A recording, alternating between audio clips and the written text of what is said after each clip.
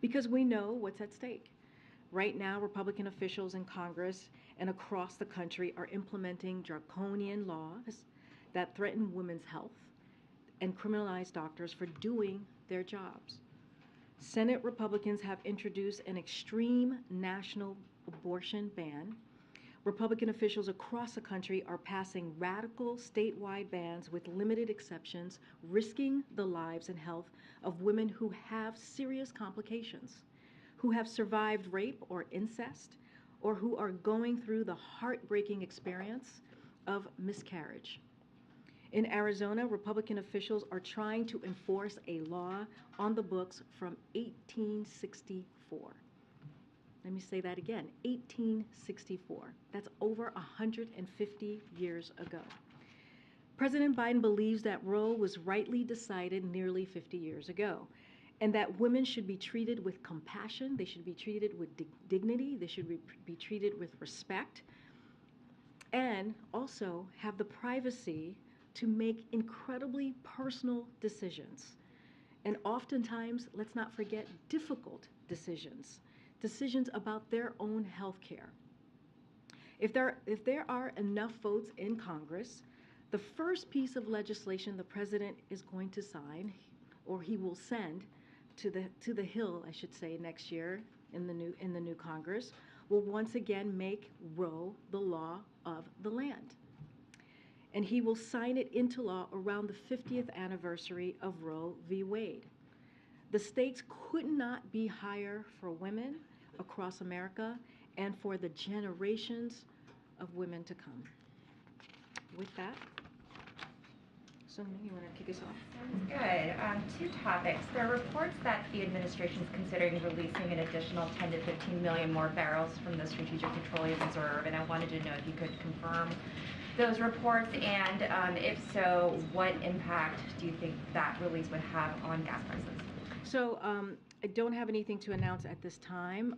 We, as you know, you may have heard that we are going to make an announcement tomorrow, and so I will let the president speak for himself and announce,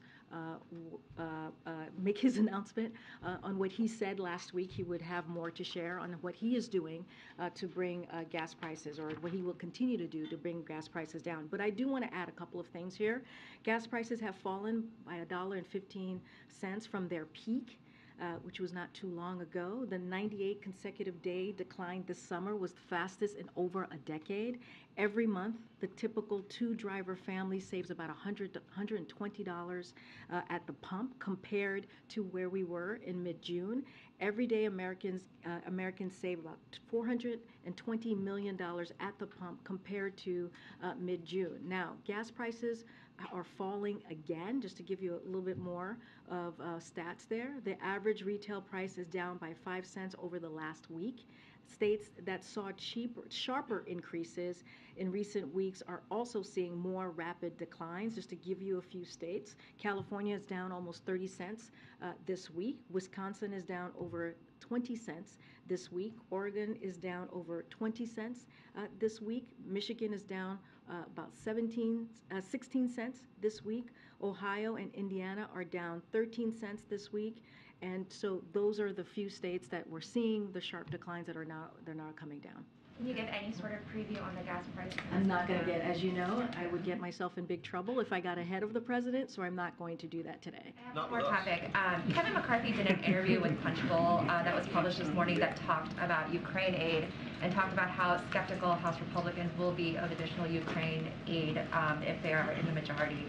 And McCarthy said, I think people are going to be sitting in a recession and they're not going to write a blank check to Ukraine. They just won't do it. So I wanted to know if the White House is concerned about the apparent waning bipartisan support for additional Ukraine aid, and if that would push you guys to get more aid in the lame duck, even though you just got $12 billion in the CR. So, as you know, and you kind of laid it out, that the United States has provided Ukraine with robust bipartisan support as Russia wages its brutal war against Ukraine. So we will continue to work with Congress and continue to monitor those conversations on these efforts and support Ukraine as long as it takes. We are going to keep that promise that we're making to the brave Ukrainians who are fighting every day to fight for their freedom and their democracy. We thank leaders across the House and Senate, Republicans and Democrats. As I've just said, it was a bipartisan effort who are working with us to hold Putin accountable and support Ukraine to defend itself from Russia's war crimes and atrocities. So this is, again, we're going to closely engage. We're going to closely monitor these discussions. Don't want to get ahead of what Congress might look like next year. Don't want to go into hypotheticals, but again, we're going to continue to engage with Congress on this. Thanks, Karine. Why did the president decide to give today's abortion speech in Washington, D.C. instead of a state like Michigan, where abortion's on the ballot, or in a state, Georgia, Ohio, or Pennsylvania, with a Senate candidate that's locked in a very tight race? So he's, look, for those who traveled with us those 4 days that we were out west, he mentioned the national abortion ban. He mentioned what that could mean to women across the country if we allowed that to happen, if we allowed Senator Graham to move forward with such an extreme piece of legislation, and how Republicans are taking us backwards. So he has talked about that every time he is out there speaking directly to the American people to talk about what is at stake for Americans. Look, I don't want to talk about, or I can't talk about politics from here. I don't want to get into that conversation. As you know, I'm limited on what I can say. But look, the president's going to continue to talk about his longstanding commitment for reproductive rights, and there's a clear difference, as I just laid out. There's a clear difference into the approach. The first bill, as I just mentioned, that the president will send to Congress is going to be to codify Roe, and he will sign that around the 15th anniversary of Roe v. Wade. He is committed to that. He is committed to making sure that we protect the rights of women. We have to understand that the decisions that women make are incredibly personal when it comes to their health care. It should be something that is decided between a woman and her doctor, her family, not politicians. And they should not be stepping in on a right that existed, a constitutional right that existed for almost 50 years. And so the president has talked about it and will continue to do so. So that bill to send it to Congress and to codify Roe, is he talking about filibuster reform in order to make that law? Well, he talked about that already. He was very clear a couple months ago about how he would approve a carve out for the filibuster as it relates to this issue. So he has already made himself very clear on that. Two different topics. Just to start with the speech today, he twice asked voters to remember how they felt the day the Dobbs decision came down. Is there a sense that people have forgotten, or that perhaps some of the energy in the immediate wake of that, particularly amongst some Democrats, has started to wane over the course of the last several months? Again, not going to get into the political climate here, but what I will say is that it is very clear that majority of Americans support Roe. Majority of Americans disagreed with the decision that was made by the Supreme Court just a couple of months ago. And so I'll just leave it there. You see that in polling after polling after polling. And so the president is going to continue to talk about the issues that impact the American people. And this one, majority of Americans have been very clear where they stand on Roe. And then separately on Ukraine, given the targeting, particularly of energy infrastructure, I think the WHO warned that there's the potential for a spiraling humanitarian crisis. There's been a significant amount of U.S. economic aid that has gone along with the military assistance, but is the administration considering anything specific now to kind of triage at the moment where this has become a very acute and real crisis? So don't have anything specific to preview or announce today. I can say the U.S. has delivered $8.5 billion in economic assistance since late spring, and we will continue to work with allies and partners to support Ukraine. Don't have anything else to preview. Thanks, Thanks, Karine. Does the White House have a reaction to Reuters reporting that Iran has promised Russia it will provide it with surface-to-surface missiles as well as more drones? So with that, I can't speak to those specific reports. We've already warned that Iran was planning to sell UAVs in particular to Russia, and Russia's plans to import hundreds of these systems. Jake Sullivan was here at this podium just months ago when he made that announcement and made that very clear.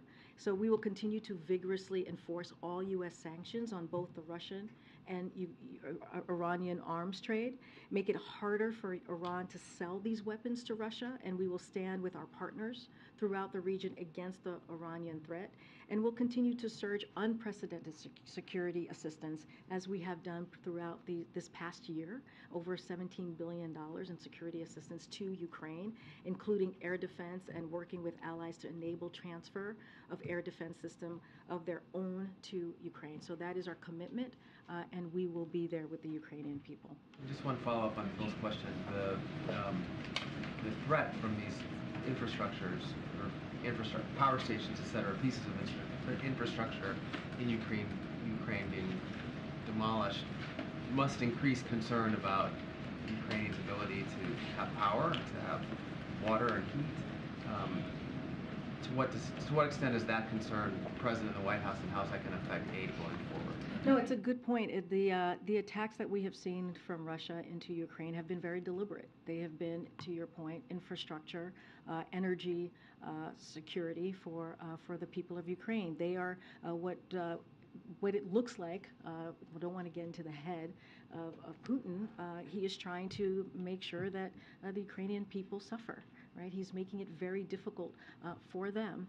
And but what we continue to see day in and day out for the past several months is you see that Ukrainians are incredibly brave, and they are going to continue to fight for their freedom. What I can say, and what we have said, and what the president has said, is that we are going to keep our commitment to the Ukrainians, and we're going to continue to support them for as long as it takes. Hey, just one question. President Biden clearly put the onus on voters to elect more Democrats, but I wonder what happens if November 8th does not go the way that he wants. Does the White House have further plans about how it will protect the access to abortions, or is it just the veto that Biden mentioned? You know, the president has taken action, very bold action, from the beginning of this announcement, of the beginning of the decision, Dobbs decision, on what he can do, the authorities that he has from the executive branch on how he can protect the women's rights, the women's access to reproductive rights, women's access to abortion. So he has been very clear about that. We've laid that out in executive actions. We've heard announcement from HHS, from DOJ, and so we have done and will continue to do everything that we can from here. Look, you know, I want to be careful here. I want to be very careful what I say because, again, we cannot talk about existing elections that are currently happening. But the president has been very clear on this piece, which is the way that we make Roe into law is to make sure that we have legislation, that we codify it.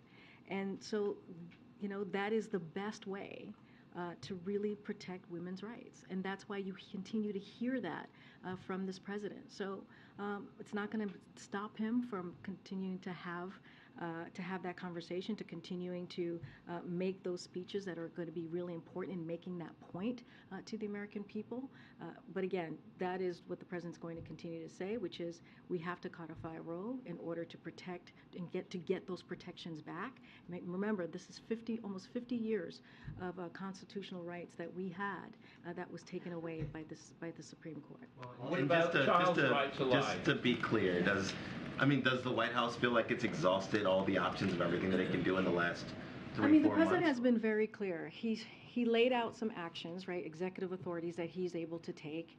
Again, you've heard from the agencies that have been involved in this process, but he's always been clear. He's always said what people need to do is to make their voices heard. What people need to do is to make sure that we have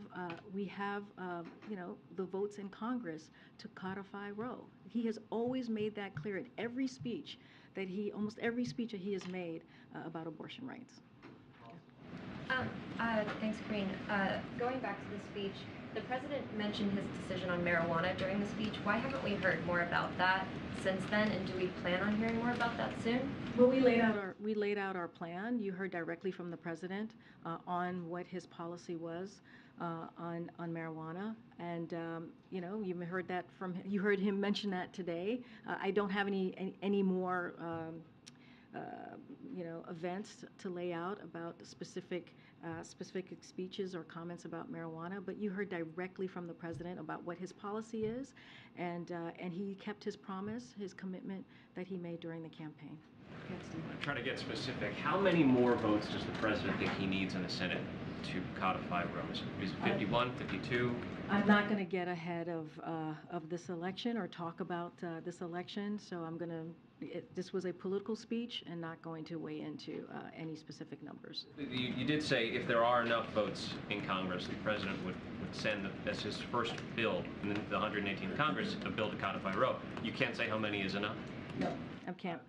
If the country sends to Congress a House and Senate that are not interested in codifying Roe or busting the filibuster to do so, what is the president's top legislative priority in that case? If it's, say that one more time. So let's say the House and Senate do not fall into Democrat hands. Let's say that Republicans take the House. What will be the first bill the president sends to Congress? Well, that's a lot of hypotheticals. Let's first get. Let me. But I know we're all talking about hypotheticals, but I've also said I'm going to be very careful about what I say from here. So I've also led with that as well. But that is a different type of hypothetical that I'm just not going to preview from here at this time. So is it fair to say that abortion rights currently is the president's top legislative priority for the new Congress? What the president has said is he's showing his commitment, how important Roe is to him, how important reproductive rights is, because majority of Americans believe that this right needs to stand. And that they believe that the nearly 50 years of rights that they had, constitutional rights that they had, and that was taken away, is going backwards, not forwards. And so he is going to continue to talk about issues that are impacting the American people, and this is one of them. By laying out what he is going to do next year with the 50th anniversary, laying out that his first piece of legislation will be on codifying Roe, is just showing his commitment to where majority of Americans are. Gotcha. On Mexico, the president of Mexico has said that President Biden is going to be traveling there in December. Would you be able to say if that's accurate, if he's right on that? So we're still working through plans for the next North Americans Leaders Summit and have no travel announcement to make at this time. And then he also said that President Biden arranged a phone call with him today. Is that right? So the president is going to speak with the president of Mexico today on a range of issues from U.S.-Mexico priorities, and we'll have a readout as soon as that conversation is concluded. Then one more on the SPR release. Some White House officials have been talking for the last few days about the fact that it's a possibility. Can you explain why, with gas prices, you mentioned earlier that gas prices are going down again, why would the U.S. need another SPR release from that 180 million barrels that you already announced? Why would you need that now if prices are already dropping? So again, I'm not going to get ahead of the president. As you know, there's going to be an announcement tomorrow on the president's policy, his next move forward on what he's going to do to help the American people, continue to give them a little bit of a breathing room. But President Biden has said for months how he is committed to doing everything that he can in his power to address Putin's price hike. He has said this on almost every speech that you've heard him talk about when it comes to gas prices and what the American people are seeing and feeling at the pump, and he's been delivering on that. So, as you know, gas prices have indeed come down. I just listed some of the states where we had seen an increase, and now we're seeing a decline this past week. They came down at the fastest pace in over a decade this summer and have continued to fall in recent days. But at the same time, Putin's war continues. his war on Ukraine, his unprovoked war, brutal war on Ukraine continues. And so it puts pressure on our global energy supplies because of this war. And so he's going to continue to take action. President Biden's going to continue to take action to make sure that he lowers costs. Do you have any response to those who would say, who are criticizing the White House, saying that this seems like a ploy ahead of the midterms? Look, the president, I would say this to folks. Should the president not do everything that he can to lower prices? Should he not continue to keep his promise to give American people a little bit of breathing room? You know, that's the promise that he's made. Should he not do that? And so that's what you're seeing right now. This is something that he has done throughout the summer. This is something that he has done to address Putin's price hike. And this is something that he has done to meet the global challenges that are in front of us. It's been 8 months since Brittney Griner became a detainee of the Russians. She turns 32 years old today. A statement that was released through her representative said, "Thank you everyone for fighting so hard to get me home. All the support and love are definitely helping me." My first question as it relates to Brittney Griner is, has the U.S. had any consular access to Brittney Griner since the beginning of August? As of last week, they had not. Have they in the course of the last week? So I want to be very clear here because this is important. This is important to the president. This is important to this administration. Getting Brittney home, getting Paul Whelan home is a priority for this administration. They are wrongfully detained and they should be home today. And so the president, his National Security Council, the State Department is going to do everything that we can to get them home. I don't have anything else to preview for you at this time or to update you, but it continues to be a priority for this administration. Frustration about this. So you can't say if in the last week there's been any access to her, right? So we're going to continue to work through our channels that we have with Russia on getting her home, getting Paul home. But in terms of access, we presently can't say. I guess how do we tell the American people? Do we know that she is well? Do we know that her condition is well right now? When's the last time we got some indication of her circumstances? No, it's a very good question. Don't have any update on you for you on that piece. What I can say, it is a priority. You've heard this president, you heard from Secretary Blinken, you've heard from the National Security Advisor, and we are going to continue to talk through on our channels until this moves from a priority to a reality. We've had success, as you know, Peter, with bringing Americans home from Russia, from Afghanistan, from Venezuela, from Burma, from Haiti, West Africa, and more. So we have had success in doing this. We're going to be steadfast on making sure that Brittney and Paul come home. One quick follow-up. I know we're going to hear from the president in more detail as it relates to the questions my colleagues have asked about oil specifically, but can you today rule out an export ban that would send oil overseas? I am not going to get ahead of this president. I'm not going to be... Will the president address that specifically, I guess? I'm not going to lay out or preview what the president's going to address or not address. I'm not going to get ahead of him. We'll let him make the announcement tomorrow. Just to be clear, if you're not going to get ahead of him, that means that's an issue about which he'll be speaking, so you don't want to get ahead of him. That is not what I said. I'm not asking about what he's going to say. I'm asking about that specific question. And I'm answering that specific question, which is I'm not going to get ahead of the president. He's going to make his announcement tomorrow. Okay, thanks. Thank you. Thanks, Karine. Following up on something Steve was asking, what is President Biden's top domestic priority now? Is it inflation or is it abortion? The president's going to continue to talk about issues that matter to the American people. And abortion is one of them. Majority of the American people disagree with the decision that the Supreme Court made, the Dobbs decision. That is, a majority of the people disagreed with that. When it comes to the economy, the president has made it very, very clear. When it comes to inflation, it is his number one economic priority, and he is doing everything that he can to make sure that we lower prices for the American people. It's his number one economic priority. We've heard the president say inflation is his top domestic priority, but now he's saying come next year, his first bill would be abortion related. So is his number one domestic priority abortion or is it inflation? Well, let's not forget what the president has done the last 19 months. He has made the economy his top priority. He has passed the American Rescue Plan, by the way, as you heard me say all the time. No Republicans voted for that in Congress, and it was a plan that helped us get back on our feet with the economy. that helped us gain or create 10 million jobs that we had lost. It also put money in people's pockets. It also makes sure that businesses were able to open up, schools were able to open up, people were able to go back into their homes, save their homes.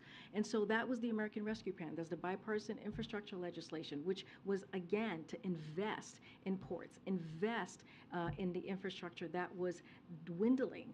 And so that is something that he did. The Inflation Reduction Act, that is lowering cost for the American people. He is working on the economy every day. I just announced yesterday, or we just announced yesterday, hearing aids. 30 million people are going to benefit from hearing aids, saving thousands of dollars a year. So that's working on the economy every day. So you said he's been working on the economy every day for 19 months. Now Bloomberg economists are forecasting a 100% chance of a recession. So how is it that we can be barreling towards a recession and the economy is, as the president says, strong as hell?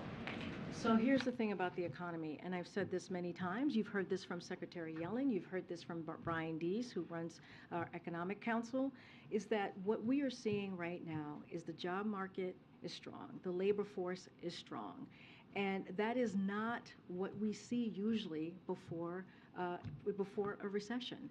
And so and a lot of that is because of the work that this president has done.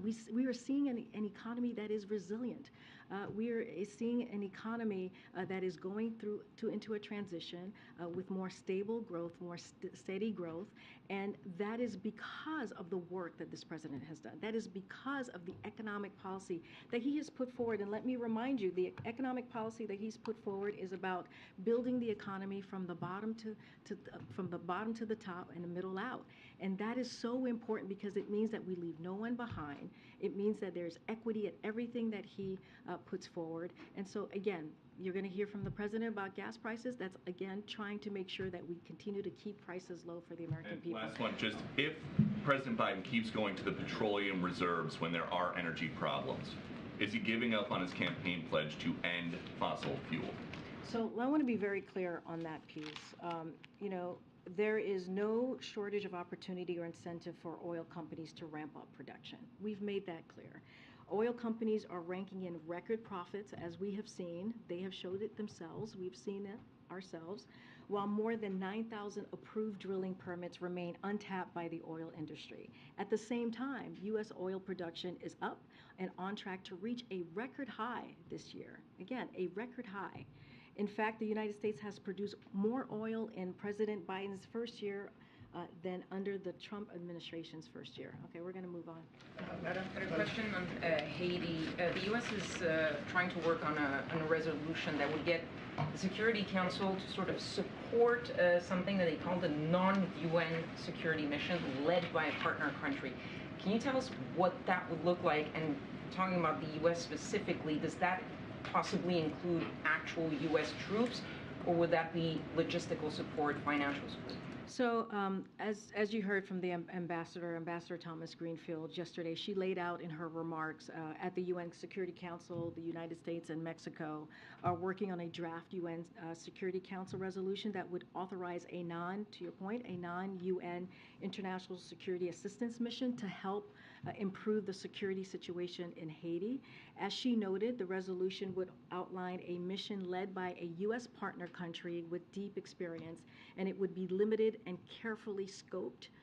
That is what we laid out yesterday. Conversations are ongoing with partners with necessary experience that have expressed the interest of leading that effort and contributing to a non-UN mission and playing leading or central roles in the effort as well. As I just stated, the United States is considering the most effective ways to directly support, enable, and resource such an effort. Again, conversations are ongoing on how to move this process forward. There's still a possibility or consideration for possible U.S. troops, or is that off the table? Again, it is ongoing conversations on how to move forward. I'm not going to lay those out right now. Madam, Thank you. I have two questions. One is domestic and one is foreign. Okay. On domestic, the New York Times poll showed yesterday that more than a third of independent voters and a smaller but small contingent of Democrats said that they are open to supporting candidates who reject the legitimacy of the 2020 election. So while you're highlighting the abortion issues, obviously the voters are focusing on recession, inflation, and economy. How worried is the White House considering this poll that was published by the New York Times? Can you say it again? The beginning of Sure. The poll showed that more than a third of independent voters and a small contingent of Democrats said they are open to vote or to support candidates who reject the legitimacy of 2020 election. Look, we've spoken about that many times about those who voted in, and I want to be careful. Well, it's a past election of 2020 and how they and the legitimacy of 2020. Look, when the president came into office, he understood the importance of his election, the importance of the moment that he was in, the importance of bringing people together. And so, we are aware of that. We are aware of how people may feel about the last election. But the president's going to stay steadfast on the American people. He has always said he is a president for people who voted for him or in people who didn't vote for him. He's a president for people who live in red states and blue states. It doesn't matter to him. But also, that's why you hear him talk about the importance of democracy, the importance of making sure that we protect and fight for our democracy. You heard him give a very powerful, thoughtful speech not too long ago in Pennsylvania about this very issue. And so he's going to certainly, you'll continue to hear from him how important it is to make sure that we live up to who we are as a country. And also on foreign policy, President Zelensky thanks the Saudis for giving $400 million in humanitarian aid. Do you welcome this? And considering your grievances against OPEC Plus, that whatever they did was indirectly helping the Russians? So look, the decisions that OPEC Plus made just last week was, we believe, sided with the Russians and was against the interests of the American people and the families around the world. We believe that decision is going to hurt and harm lower income economies, and it was a misguided and it was a mistake and a short-sighted decision. And so, look, we've talked about what the president's going to do next. He's going to reevaluate his relationship with Saudi Arabia. This is something that he has talked about since the beginning of this administration. He wants to do it in a bipartisan way, which is the way it has been done for the last 8 decades. We talk about our relationship with Saudi Arabia, so he is going to do this in a methodical way, in a strategic way, and he is going to certainly get input from members of both parties. But it doesn't take away. I know what you just laid out, the assistant, but it doesn't take away what OPEC Plus did. That decision was a mistake. And so, again, we're going to reevaluate that relationship, and we'll have more to share. Madam, thank you, Madam. Go ahead, this one. Yeah. Thanks so much. No. Thanks very much. Sort of following up on that, are any Biden administration officials planning to go to the Future Investment Initiative conference in Riyadh, Saudi Arabia later this month? Yeah, we don't have anything to preview or announce at this time on any travel. Do you think it's appropriate for U.S. businesses to continue their engagement or investment in the kingdom in light of what happened recently? So as they do in every part of the world, American companies will make their own decisions about their presence and where to invest, taking into account a range of factors, including legal constraints, the business environment, and reputational concerns that can arise from public policy choices made by host countries. I want to follow up on the Saudi Arabia question and then ask one about student loans. One of the arguments Saudi Arabia is making to justify their decision to increase oil production is that the price of oil is about the same as what it was before Russia invaded Ukraine. What's wrong with that argument? Look, we've made it very clear that in the time of what's going on, what we're seeing with the global markets, the decision that they made, the OPEC Plus decision, was a mistake. It was short-sighted. We've been very clear about that, and again, the way that we see it, it was they sided with Russia on this, and it's going to hurt the American people. It's going to hurt families across the country, and we will have more to share on how our relationship is going to look like moving forward. Can I ask about Thank you, madam. Just a follow-up to Peter's I'm sorry. I'm so sorry. I'm sorry. Yesterday, Secretary Cardona said the administration is working on ways to forgive the privately held student loans. Can you say how confident you are that that will happen, and whether borrowers can expect an announcement on that before they have to resume payments? I'm going to leave that to the Department of Education. Like you said, Secretary Cardona is working on that, so we don't have anything to share at this time. Clearly, it is a priority and something that is important for this administration to make sure that private borrowers also have an opportunity here. Madam, Just want to see parts of the briefing room, come to the back, maybe? Just to follow up on Peter's question on Brittney Griner, has the administration had any recent communications with Russia about these cases in an attempt to win Brittney Griner and Paul Release? Look, as we've said before, we try to keep these negotiations private, and just don't have anything to share on any recent conversations. But this is a priority. And then just one on the pipeline. Police in Denmark said that their preliminary investigation into the leaks in Nord Stream 1 and 2, they said it was caused by a powerful explosion. That's in line with what Sweden had said earlier. Does the administration have any reaction to these new findings, and does the president believe that Russia was behind this alleged sabotage? Well, the president has been very clear that it was clearly a sabotage when it comes to the pipeline. We've also said we know this investigation is going to take some time, and it's going to be a long process before we get to the end of it. So don't want to get ahead of the investigation. I'm going to go to the back. Thanks, Karine. I wanted to follow up on some of the questions from yesterday about the midterms, and I understand you have the Hatch Act to consider. But what I was curious is, even though we're seeing the president out there, he's been doing these smaller events with smaller audiences. He's been doing closed-door fundraisers with no photographers. Why aren't we seeing big campaign rallies? Is anything on the schedule with the election less than 3 weeks away? Look, I can't answer that question from here. It is an election that's currently happening at this time, so I'm very limited to what I can say from the podium, from the White House. What I can say is that the president has been on the road. He will continue to be on the road. I just can't say more than that.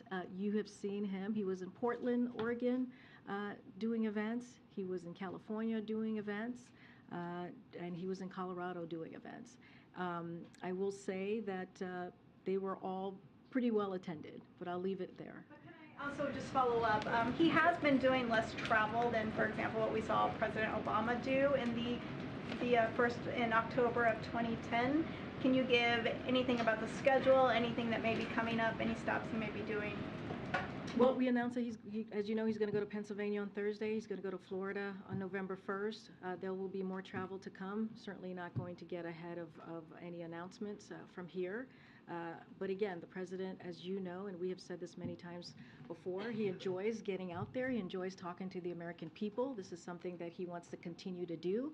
And we have something to talk about, right? We have some successes, some wins to talk about. And I just laid them out. The Inflation Reduction Act going to lower cost for healthcare costs for American people. Is going to lower costs for our seniors. As we talk about Medicare, it's going to lower energy costs. These are real wins that we have delivered for the American people, that congressional Democrats have delivered for the American people, where Republicans, their plan is to take that away. They want to take away lowering cost on healthcare. They want to take away lowering cost on energy. And so what the president's going to continue to do is figure out how he's going to deliver for what matters the most for the American people. Thank you, Karine. The president promised to send a bill to Congress to codify Roe earlier today. I've got two basic questions about that. Number one, would that bill simply codify Roe, or would it go farther and overturn individual state abortion restrictions? And then number two, are there any abortion restrictions at all that the president would support? What the president is going to do and wants to do and believes in doing is codifying Roe. He believes that is what it was the law of the land, the constitutional right for almost 50 years, and he believes in its specific provisions was rightly decided. He has said this regularly, including right after Dobbs, and that has not changed. Right, but that didn't answer either question. First of all, there are individual state restrictions on abortion on the books currently around the country. Some of those existed before the Dobbs case, before the overturn of Roe. Would the president, with this bill to codify Roe, does he want that bill to go farther? And I just answered that question. I just answered that question. He believes in Roe and how it stood before the Dobbs decision. Okay, and then on the individual are there any restrictions whatsoever that the president would support when it comes to abortion? He believes in the provisions that Roe had, and that's where he stands. I would suggest you reading it so you get a sense of what the president stands and what he wants to see. All right, shifting to a different topic then. Why is it that the president was talking about nuclear Armageddon behind closed doors to political donors 2 weeks ago, rather than speaking directly with the American people about that topic? Well, there was press. There were a few of your colleagues that were in the room.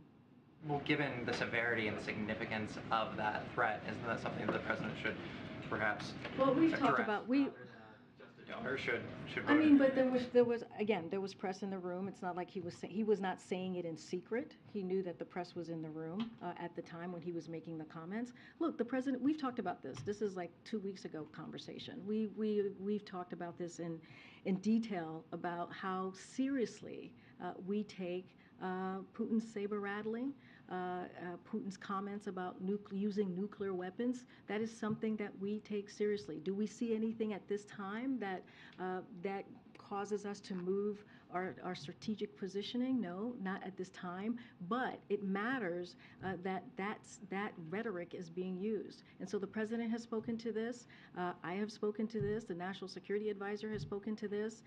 Again, it was not in secret. The reason why you know that it happened is because there were reporters there. Go ahead. Thank you. Follow up on the first of the questions just now. Is there any chance that OMB may put out the text of whatever this legislative proposal is before, say, a Democratic majority on January 3rd of next year, that people can see exactly what the legislative language is that is being proposed here? Because the bill that they voted on Capitol Hill a couple of times, the Women's Health Protection Act, was broader than what I believe you're talking about now. Well, as the president said, that he would send this piece of legislation, right, to Congress, and he believes Roe and its specific provisions should stand. That's what this piece of legislation that he would write, that he would send to Congress, would look like. And he's been very, very clear about this. He made that statement when the Dobbs decision was decided in June.